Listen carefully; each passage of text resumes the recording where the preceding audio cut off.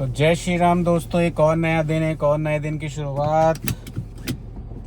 आज सुबह ही सुबह हम लोग निकल गए हैं एज यूजुअल ऑफिस के लिए। ऑफिस में जाने के बाद कार में थोड़ी प्रॉब्लम है। प्रॉब्लम क्या, जहाँ ड्राइविंग सीट के नीचे वाला एक पार्ट होता है, प्लास्टिक का पार्ट होता है, ओहो साइड में, वो टूट गया है। और टूटा कैसे है, शोरूम वाले भी इसके लिए सरप्राइज़ हैं कि ये तो आज तक किसी का कभी टूटा ही नहीं। तो भैया, जो किसी के साथ नहीं होता वो तो मेरे साथ तो होता ही है ना, क्योंकि अगर शोरूम वाले बोल रहे हैं कि आज तक ये पार्ट कभी किसी का नहीं पड़ा है, तो शायद मेरी ही किस्मत में लिखे हुए हैं, जिसकी वजह से मुझे एक पार्ट जाना पड़ेगा। तो हमारी शोरूम पे ऑलरेडी बात हो गई थी, एक भाई है हमारा, उसी से बात हो गई थी, उससे हमने अरेंज करने के लिए बोला था। तो उसने हमारा ऑर्डर प्लेस कर दिया था। और आज देखते हैं, देखना क्या, बात उससे हमारी हो गई थी। शोरूम पे भी वो पार्ट आ गया है जो उन्होंने ऑर्डर किया था, कंपनी से मंगाना था।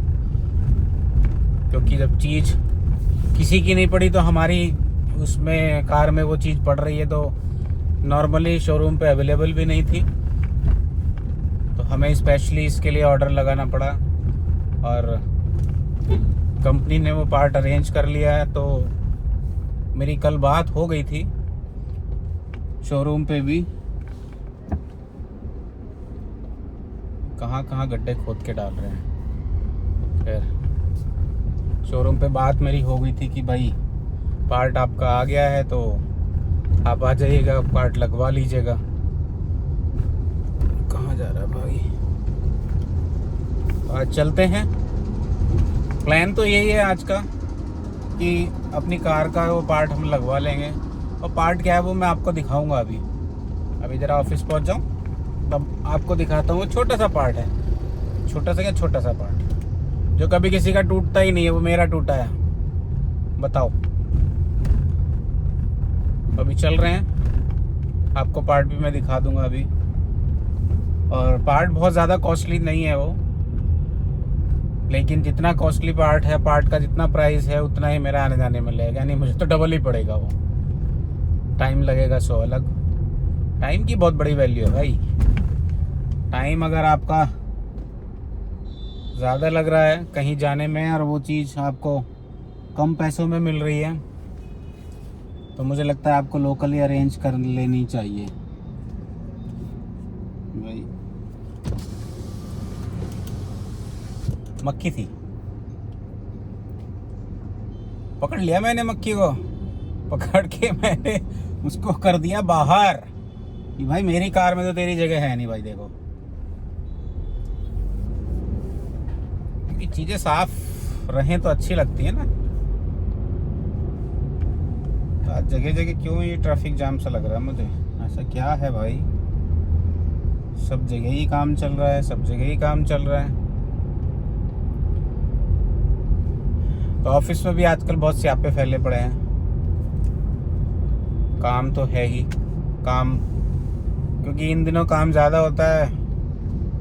और एज यूजुअल स्टाफ की क्राइसिस, स्टाफ अच्छा मिलना बड़ा भारी काम है भाई। कुछ आते हैं तो अनएक्सपीरियंस आते हैं, अनएक्सपीरियंस के साथ साथ उनकी डिमांड बहुत होती है, और इतनी डिमांड में अनएक्सपीरियंस बंदे को रखना मैं नहीं समझता ऑर्गेनाइजेशन के लिए अच्छा होता। क्योंकि अगर बंदा पहले से ही डिमांडी होगा तो वो टिक के काम नहीं करेगा भाई। और हमें तो टिक के करने वाला काम चाहिए, भले ही 2 पैसे एक्स्ट्रा ले ले, कोई इशू नहीं है, लेकिन काम टिक के करने वाला होना चाहिए। तो अभी देखेंगे भाई क्या है ऑफिस का सीन भी।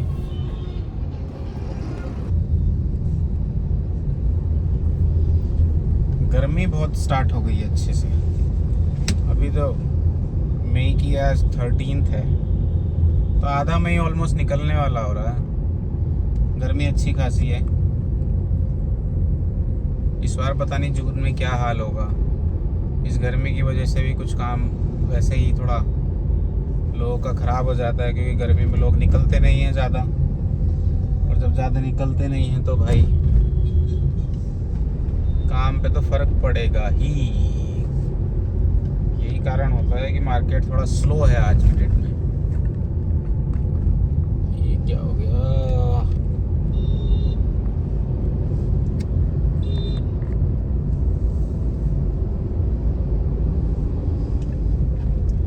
ऑटो वालों को बहुत जल्दी लगी होती है, 3 पहियों के इनके सवारी होती है, और ये कोशिश करते हैं कि हमेशा ओवरटेक करें। इतनी रेस्ट ड्राइव करने लगे हैं ऑटो वाले भी। अच्छा, हमारे सिटी में ऑटो नए नए आए हैं लोगों को, वो सीएनजी वाले जो ऑटो होते हैं ना, जो दिल्ली एनसीआर में आज से बहुत साल पहले चला करते थे, और शायद आज भी चलते ही हैं वो हमारे सिटी में अब आने शुरू हुए। भाई देख लो, हमारा शहर दिल्ली से कितने साल पीछे है। कम से कम, ज़्यादा नहीं कहूँगा तो 18 से 20 साल पीछे मेरा शहर है, लेकिन मेरा शहर तो मेरा है। अपनापन है यहाँ, अपॉर्चुनिटीज़ बहुत सच्ची हैं। तो खैर, अभी ऑफिस के पास हम पहुँच गए हैं।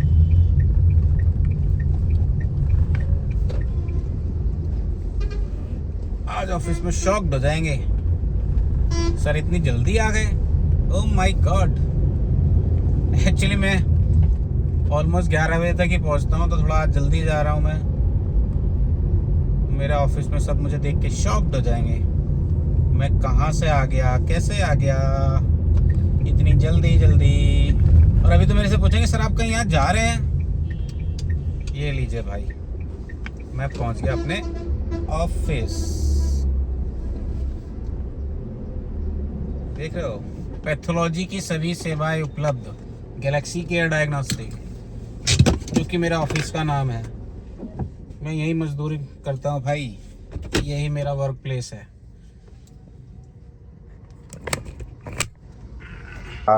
ऑफिस पहुँच गया था सुबह मस्त मस्त रेडी होकर के, और आज हमारी एक मशीन की मेंटेनेंस होनी है, तभी भाई का वेट कर रहा हूँ। और क्योंकि आज सुबह आना था, मशीन की प्रिवेंटिव मेंटेनेंस जिसको हम पीएम कहते हैं, वो होनी थी मेरी मशीन की। हालांकि मशीन में कोई इशू नहीं आ रहा था, लेकिन फिर भी मेंटेनेंस बहुत ज़रूरी है इंस्ट्रूमेंट्स की। अभी हम देखते हैं, हमारा मिस्टर सौरभ जो कंपनी के रिप्रेजेंटेटिव्स हैं और कंपनी के इंजीनियर भी हैं, तो अभी उनसे बात करते हैं, और वो पीएम स्टार्ट करने वाले हैं। तो अभी चलते हैं अपने लैब में और फिर सब कुछ देखते हैं।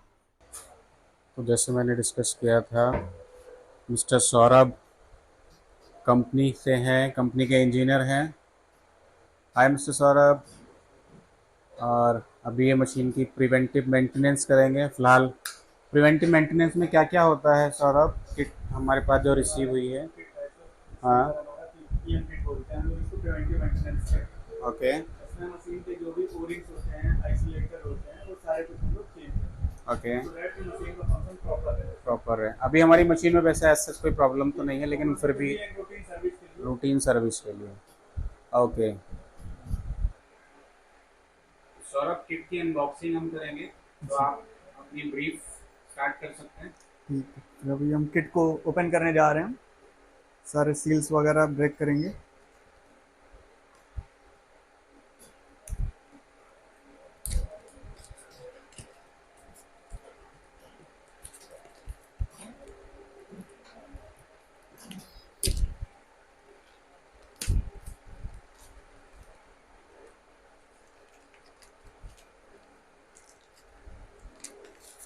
ये हमारा बिल है सर।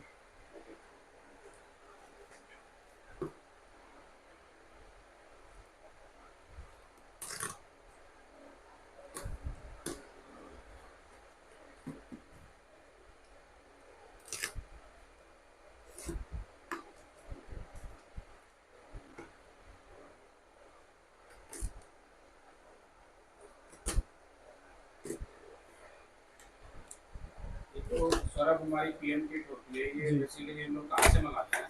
ये सर हमारा फ्रांस से आता है। फ्रांस से आता है। जी। जो हमारी ये कंपनी है ये हॉलीवेयर, फ्रांस की कंपनी। फ्रांस जी की कंपनी है। जी जी जी तो जो हमारी लैब में मशीन लगी हुई है वो जी फ्रांस की मशीन कह सकते हैं ना? जी जी जी, ये फ्रांस से आता है। फिर हम लोग दिल्ली हेड ऑफिस से जो है हमारा, वहाँ से हम लोग फर्दर डिस्ट्रीब्यूट करते हैं अपने कस्टमर के साथ। Okay okay. ये जैसा आप देख पा रहे हैं, ये हमारा पीएम किट बॉक्स होता है इस तरह का।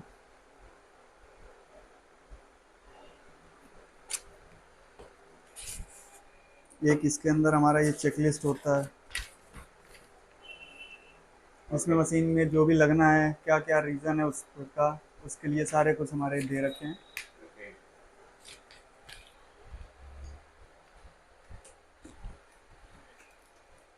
और ये हमारे पीएम किट के पार्ट है अंदर के। पीएम किट के तो सारे पार्ट्स इसमें सारे हैं। पार्ट्स हैं अंदर, जो भी मशीन के अंदर लगने हैं। सबका अपना अपना पर्पज़ होता है, इसके लिए हम लगाते हैं।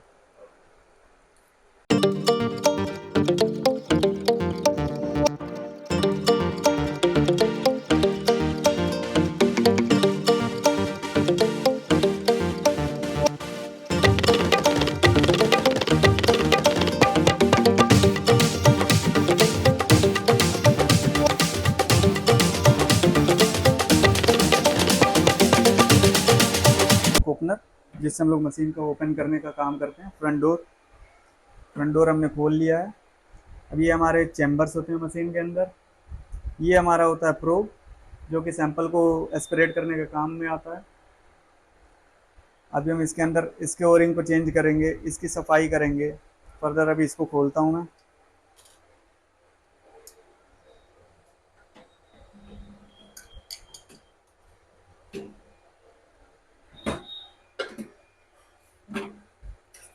तो आप मशीन को अंदर से देख पा रहे होंगे।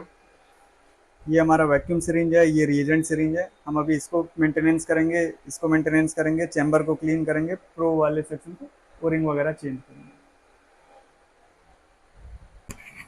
तो सौरभ भाई को अभी ये करने देते हैं। सौरभ भाई, क्योंकि ये टाइम टेकिंग प्रोसेस होता है, तो अभी इसमें टाइम लगेगा। बाकी टाइम टू टाइम आपको अपडेट करते रहते हैं।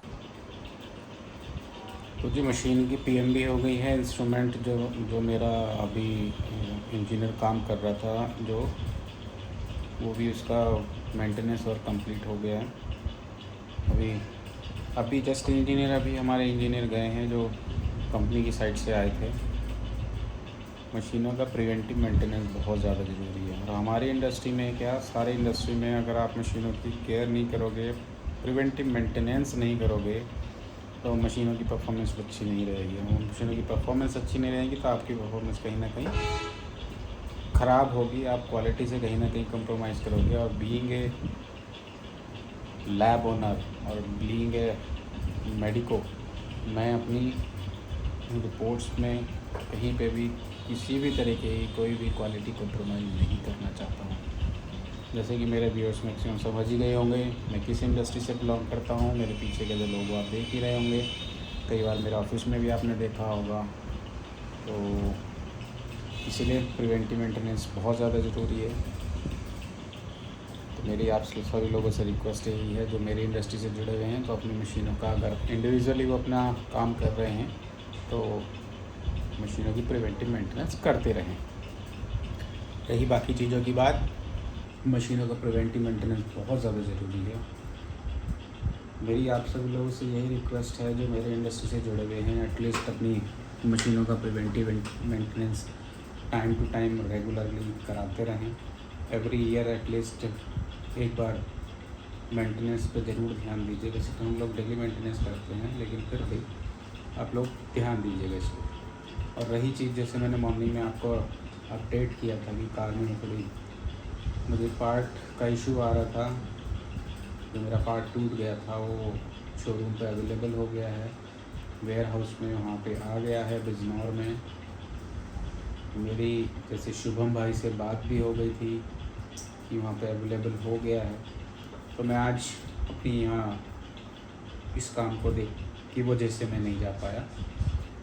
कल जाते हैं, मोस्ट प्रोबेबली, फिंगर क्रॉस कल जाता हूँ। अगर मुझे किसी प्रॉब्लम में मैं या किसी काम में नहीं फंसा तो लापरवाही भी मेरी हो जाती है एक्चुअली।